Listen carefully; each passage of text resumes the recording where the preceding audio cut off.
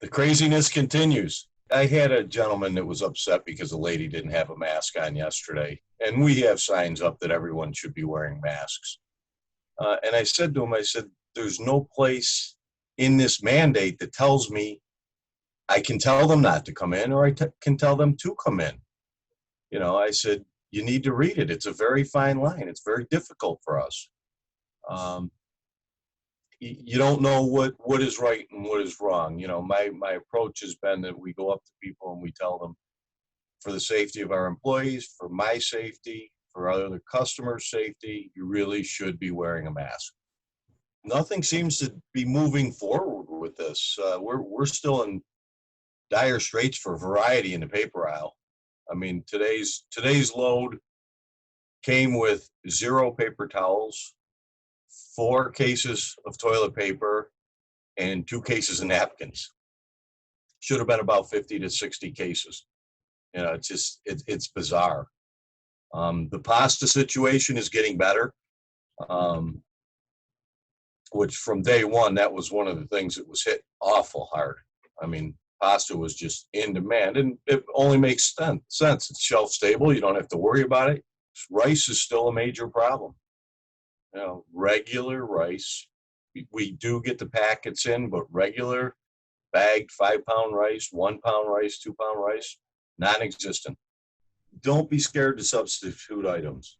If you buy Brawny paper towels, you might have to buy Scott.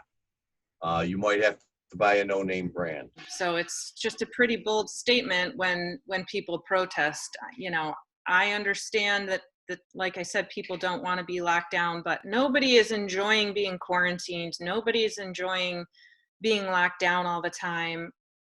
At the end of the day, we are dealing with a serious illness that affects people in many different ways, and we still don't have a fraction of the information we need to appropriately contain it and treat these patients.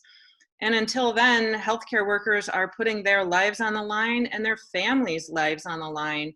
And our healthcare system is being overrun and overwhelmed. And at the end of the day, that's what those people have to realize that this is all about, is that we are trying to save lives, including yours. And even though you might want to be ignorant, like if you get COVID and you come to the hospital, we're the ones that still have to treat you, are willingly going to treat you, and we're going to do it the best way we can and know how.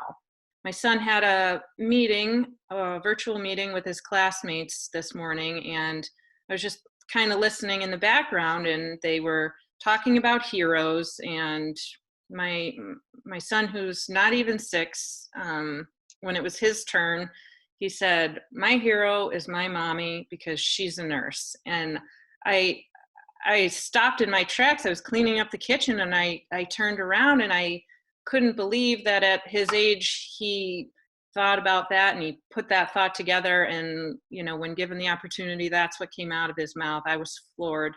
I started crying. I was very touched, and you know, that really stopped me in my tracks this week. And that's probably when you respond to a domestic, you're always, I don't know if on edge is the right word, but you're always, you know, heightened awareness because it is so dangerous. But now it's like one more layer of it, that now you're worried, okay, is anybody here sick? Is anybody quarantined? Does anybody have anything? So I think it just adds one more layer, but essentially we respond the same way. Stress. We all have stress, you know. You got the people that are laid off, and that's a level of stress. You got the people working from home, and that's a level of stress. You have the essential workers, that's a level of stress. And I think they're all unique in themselves, with the difficulties of, you know, compounding it with kids in school, and they each present an added level of stressor. But it's finding that outlet to get the stress out, to not let it spill over and affect your relationship, you know, husband, wife, boyfriend, girlfriend, significant other, kids, whatever it is. And whatever that outlet is for you, whether it's going out for a walk or a run or exercising, is just finding a way to de-stress, whatever that is for.